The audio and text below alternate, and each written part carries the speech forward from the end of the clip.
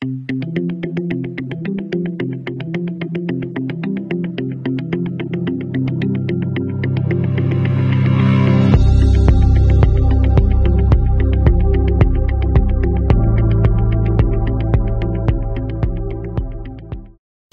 everyone. My name is Sharon Watson Hamilton and you are seeing AAUW Conversation Connection. AAUW is an organization, a nonprofit organization of the American Association of University Women. We advocate for equity and education, especially for young girls and women of re-entry age. But across the board, anything of equality is important. Part of our Auburn AAUW is raising funds for local scholarships, Sierra College scholarships, and for our Tech Trek girls that are age 12 to 13. In doing so, you might know us as the Trivia Bee. We do Trivia Bee every year for our 13th or 14th year coming up. It's going to be in March, and I'm so excited. Okay, all right, here you go. It's Sports Mania, and so whether it was dark or gloomy or happy, the Dodgers won the series in a resounding five games. So that's pretty cool, unless you were a Yankees fan. I'm sorry. That was fun. And my 49ers had a bye week, and now they're back. They won last weekend just by a skin, but that's okay. We'll take a win no matter how we get it. And Christian McCaffrey, one of our running backs, is just back, and we love him. And I say running back, but I think he's everything. I think he's everything except the quarterback. I don't know. He's just a marvelous football player. So, part of what we do in this show is interview members of the community of Auburn, just to try to engage, get to know each other a little bit more, and make our cause known out there. But before I start that, this past week was a rough time for many of us. And what I'm about to share with you is my opinion only, not AAUW or ACTV. And it's just a quick little sidebar, because I think I went around this past week saying, hey, we're a two-party system. It's the way the elections work. They're unbalanced for sure, and disappointing in many ways, but we'll be okay. The other side won. That's it. The majority won. And I would go around kind of, I don't want, Pollyanna-ish, is that a word? I don't know. But then, and I do believe all those things, I really do. But then I saw a video this past week, and it's a man talking for about 15 minutes, maybe 10. And it starts out, and I thought, well, who sent me this? But obviously I needed to be sent to me because it made such an impression on me. But I saw this YouTube video, and I'm not even going to give you his name. You have to look it up. I don't know his name, actually. But it's a man sharing why he was so disappointed in this election. Why he was so, not necessarily hurt, I think was maybe the words he used. He does such a beautiful way of doing this that I am not doing it justice, and I hope all of you look at it regardless of where you sit. But he went on to say he was devastated, and I think that is one of his words, because everything he was raised on, everything he tried to raise his children on, such as kindness, truth, manners, civility, the rule of law, our Constitution, all of those things got smacked on the side of the face by over half of the country. Half of this country thought those values weren't worthy of the president in this office. So it kind of took me a step back, and I thought he put that in such a way, not this is two-party system. No, this isn't good. And we need some explaining from these over half the country people that voted this way. Why should we go around hurt, disappointed, angry? Yes, it's a two-party system. Yes, they won. But why did they win? Why is that substance less important than some of the things they stood for? Why is it not okay to say hello to immigrants, try to help them on their way? Yeah, the system's got some issues. Yeah, we need help. Yeah, we lost. But let's make it a better country, not a worse country. And the whole world is watching us. Anyway, I think you can glean from that where I sit, but I hope that it eases some of the worries you have, and that just not glossing over that it's a two-party system and we lost. Let's get out there and continue to be the good people we are. That's all I can say. And hope we get through 4 years fast. So anyway, you didn't come here for that, but I had to share it because it's been a bumpy time for many of us. Even if you are in a good spot, I think you're in for a bumpy ride coming up. Anyway, and as many of you know, I'll just interject this too. Again, I do live in a divided household, so I've always felt I have more of an open mind, if you will, because I'm kind of listening to some of that other stuff on the other side now and then. Gets muted a lot, but anyway. So, back to this little show. Many of our members have wonderful journeys, and we want to talk to one of them today that also has a secondary or third-dairy or fourth-dairy passion. I know those aren't words. Phil's laughing at me. But I want to introduce Charlene Daniels. She's well known in the community, if you will. Hi, Charlene. Hi. How are you? I'm doing good. Okay. All right. We're all kind of hanging in there. So first of all, let's start with your story. How did you end up in Auburn? What did you do in Auburn? And a little bit of how you got involved with AAUW. And then we'll go on to talk about what you want to talk about today. Well, you know, I never heard of Auburn. But when I was in college, right when I was graduating, there was an environmental intern program, and I applied for it, and I got a temporary position with Placer County Departments of Public Works, and I did a short-range transit survey and study, and once I got up here, I wanted to stay. I love the mountains. I'm a very active outdoor person, hike, swimming in lakes, bicycling. All that. Bicycling, Yeah. I just love to travel. I just love to explore. And so that's how I got here, and then I didn't want to go back. And where did you go to school? I went to UC Riverside. Riverside, so you were down south. Yeah, okay. And I liked it down there. Back when there was like lots of orange groves, that's how I like to think of Southern Orange. Yeah. Aw. Yeah. Well, we have our mandarins up here. That counts. We do. Right. Okay, and then, so you stayed, and what was your journey through? You worked, I'm assuming? Yeah, I worked. I stayed on with Public Works. And then I got another internship at the county executive office, and I did internal audits with a wonderful woman named Gloria Coots. It was sharper than anything. It was great training to be with her. And, wow. And then I finally got my first full-time job with the City of Roseville Planning Department.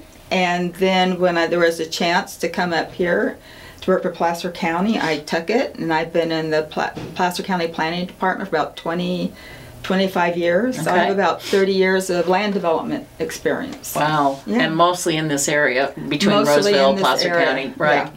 Yeah. Oh, wow. That's good. Now, you're retired now, though? I am retired. Yeah. And, yeah, I'm on 2 boards right now. I'm on a desert group where we do a lot of outdoor trips, try to teach people about the desert, you know, how to do it safely, and just have people just get more involved. And I'm also on the board of the DeWitt Community Complex, which is what we're going to talk about. We're going to talk about. Okay. Before we get to that, though, how did you find AAUW? Do you remember? Or? Yes, I wanted to be in a book club. I had been in one, and I loved it. You know, having women with different opinions, you know, sitting together and talking. And my friend Janet McMartin, who I've done a lot of cross-country skiing with and hiking, she said, you should check out AAUW. And I have to admit, I was always fascinated by Susan Rushton. Yes, And I knew that she was going to be in the book club. Right. So I thought, I'll try it, and I really liked the women in the group. Yeah. Yeah, I do too. Yeah. And you're right. Susan, I think, started us on this program just by the idea, and she has her 3 programs, and a little plug to Susan there because we care a lot about her. Okay, so you got through the book group, and then have you done anything else with AAUW before we leave them? Yeah, I haven't done a whole lot, but what I really like doing is being on the question committee. Oh yeah, for the trivia bee. And I tell you, there's some times when I'm working and it's not fun and I'm just plugging away, and all of a sudden an idea for a question pops up, and it's like, it's just fun. It gives me something. It's trivia. It diverts, and I really believe it's trivia. Okay. So honestly, I'm not too excited about the sports part, but what am I going to do? There's trivia. But it's trivia. Yeah. It doesn't have to be like scores and stuff. It can just be interesting. Okay, you want your first question? This is my example question. What's the best score you can get in bowling?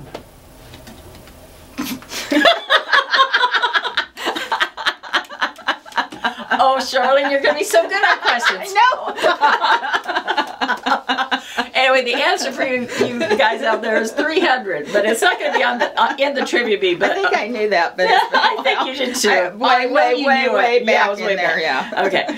Anyway, so now let's take it forward to you are quite involved in the DeWitt Theater restoration. Is that what's the name of this whole thing?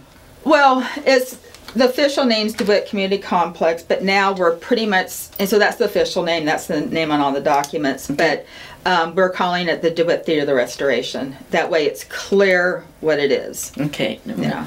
DeWitt Complex. DeWitt Community Complex. Okay. Yeah. When we started and we got a big group together, people wanted to do more than just save the theater, and we had Ken Tokotomi, who was just incredible, and he's like, we got to do more, you know, so we're trying to get some other things in there. And he died, what, 4 or 5 years ago? Yeah.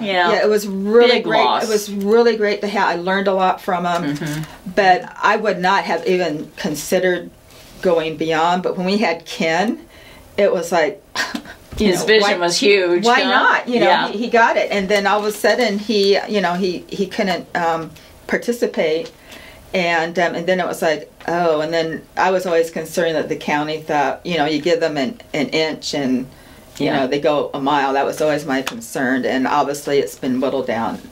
That dream the group had is back to his energy was pretty dynamic. Oh yeah, his name known in the county. Yeah, it meant a lot. It meant a lot. Yeah.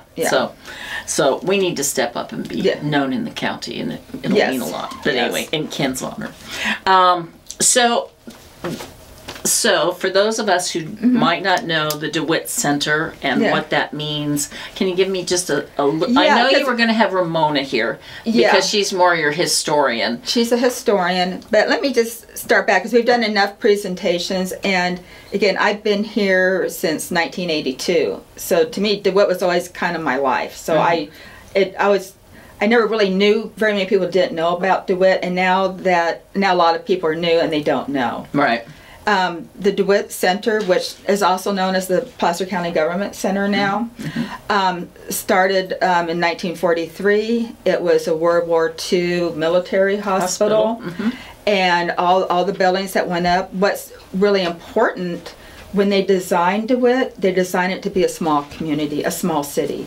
So that's why there was a pool, there was a church, there was a cafe, there was housing. There was apartment housing. There was housing and all these other things. And then after the war, it became a state mental hospital, and it did that for many years. And then when Reagan closed down the mental facilities, the county bought it for $1. Oh wow! For $1. So wow. Yeah. And what was so neat is that all the time when it was, under the Army, when it was a mental hospital, the community could use all the community facilities. So I talked to Mike Holmes, and he learned how to swim in the pool. Air tongue. It's just always been there, and it's been so important. And in 2016, under the leadership of Ramona Brockman, we got the DeWitt Center on the National Register of Historic Places. Oh, the whole center? The whole center. It's 200 acres. It doesn't necessarily protect it, but it does, obviously. It acknowledges. But acknowledges it. Yeah. And that there is something important there. Yeah, I think that, I don't know, you're probably going to correct me. I think the vision the Placer County leaders took a different turn when they wanted to build up the new buildings. There's a new HHS, Health and Human Services building. There's the new elections office and recordings off. I mean, there's a lot of new buildings. So historically, the older buildings are minimal.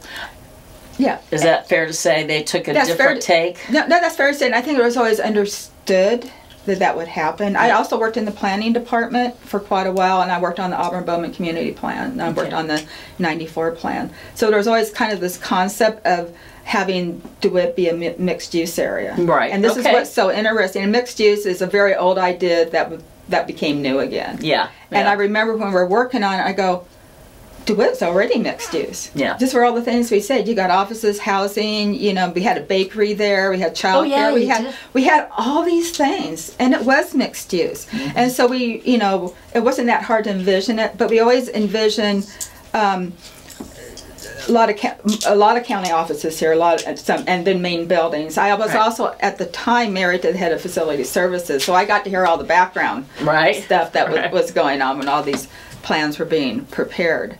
And we figured it would be like a phase type thing. Never in my life would I have envisioned that they would just tear everything down without necessarily a plan. Yeah. That never occurred to me, because it takes the life out. Yeah. You know? Well, and they sort of had an obscure plan, I believe, when Costco was going to go in. Because it was going to go in where the pool is, the senior center, all those in that back end. And then that fell through, so now we don't have a plan anymore. And well, we do. We do? Well, okay. Back in 2015, 2016, they started work on the master plan for DeWitt Placer County Government Center.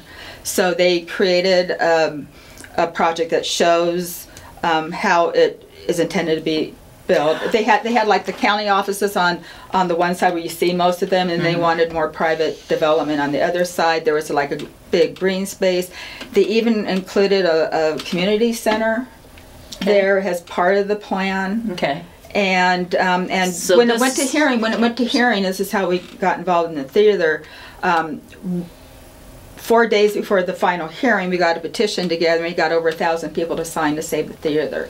So they said, okay, we won't tear down the theater, we'll give a group, develop a nonprofit, and then you can try to save the theater for a certain amount of time. Is the church involved in that as well? No. Is that part? But one of the benefits of having it be on the National Register DeWitt Center is that when they did the plan, they saved the church. It's not supposed to be torn down, and then 4 of the adjacent patient wards. And that in the plan is an historic area. Okay. So they're not supposed to tear that down. Okay. So that is because they're all grouped pretty much together there. Yeah. Yeah. Okay. Yeah. And then when we started, of course, COVID happened, and it was kind of a rough start. So we went back to hearing when our time frame was ended, and they said, well, the county, we didn't do this the right way. You know, you guys need to apply and see if anyone else is interested in doing this. And so we did that.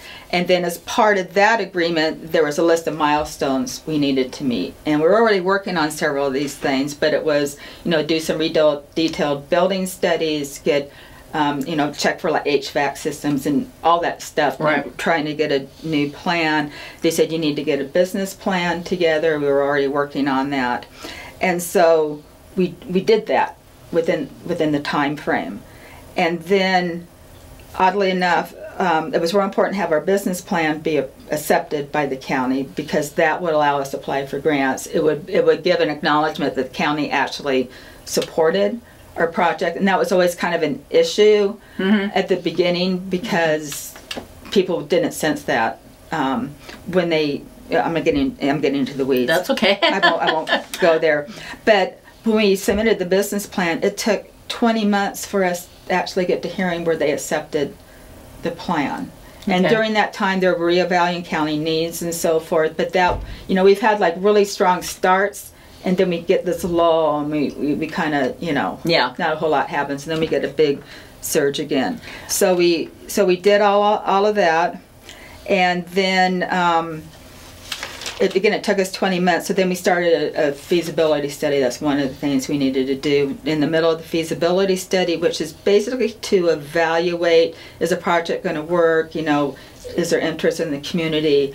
So we started that, and then we realized, well, now during all that time, the State Theater collapsed. So now they're in a major capital campaign. Right, the one downtown. Yeah, and then we got Carnegie Hall, which is also the library, Carnegie Library. Carnegie Library, and those are great venues.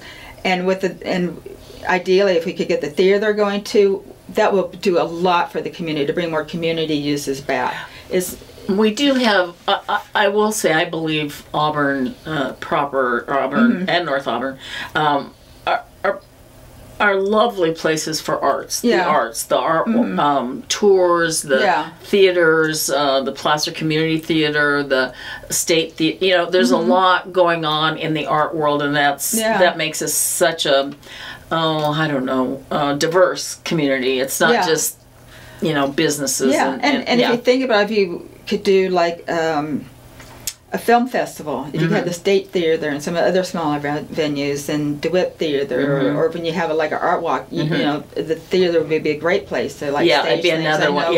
And I know Eric Chung, one of our board members, has been in a lot of discussions with the art tour people just to generate the interest there. So for those who may or may not know, again, we're talking about the intersection of Bell and 49 roughly. Yes. It's further off of 49 than that sounds. And the elephant in the room is the homeless camp out there. Yes. It's not too far from where you're envisioning your theater. I don't know where that's headed per the county. I don't know.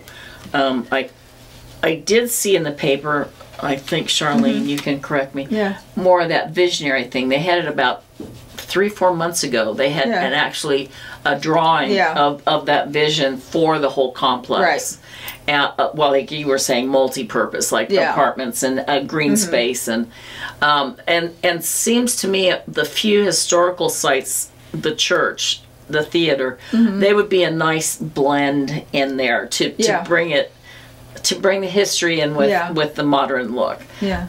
Have I sort of got that right? I think you got that part right. Okay. What's the other part? The other part is the county had hired a consultant to do that, Griffin and Swinnerton, and they have since not extended their contract, and they don't have a developer for it. For that vision of that vision. Okay. So it seems like we're back. That's too bad, because that wasn't very long ago. That was in the paper. No, well, it was done with a community development block grant. So by law, they had to go back to the board of supervisors, and it had to go to hearing. Okay. And it actually won an award.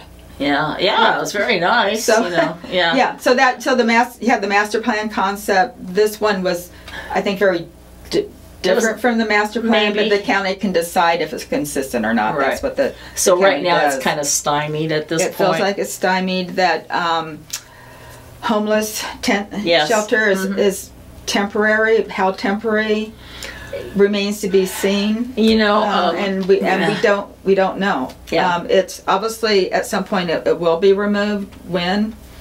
But you know, it's actually a pretty good solution. It's a good solution. I know, because it got them all off the greens out there, and I mean it was a pretty major thing. And if you go to Meddler, Cindy Gustafson is always stating, you know, what the bed count is, right? You know, or they write at, and it seems like they're always close to capacity, right? From what I hear. Yeah. I'm sure they are, but now.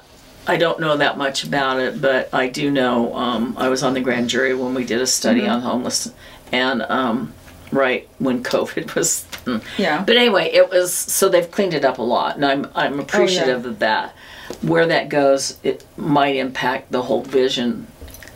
I don't know. It could. I know the county's really strong on getting a private developer there, and this is one of my other reasons for. There's a lot of reasons to save the theater, but it's on public land. It's owned by the community. Right. And if it goes into private development, and I will say there's a lot of housing, a lot of needed, particularly affordable housing, that needs to go in there.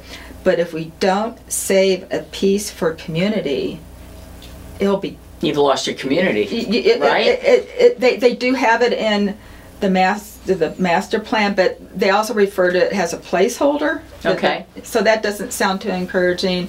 And then they're always saying there's no money Right.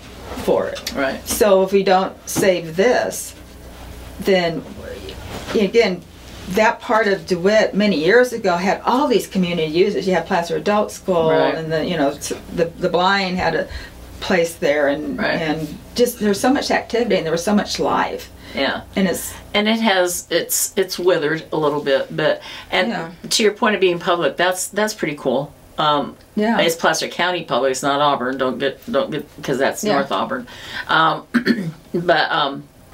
Wow. Yeah. Okay, so we have a few more minutes, but that was a pretty outstanding history, though. Thanks, Charlene. Oh yeah. So I'm feeling. Where are we now? Can we donate? Can we volunteer? Well, but this is one of the points I really wanted to make about how we were doing. So we went through all this, and we realized with competing with the State Theater and the Carnegie Library, and with all the inflation, all the stuff that has occurred since we started. We needed to revise and have a real minimal project. We have a very the ultimate project, which includes an outdoor area, and a greatly enhanced building. But we can't afford to go there now. So we're looking at the very minimum. We're going to have to go back to the board on this.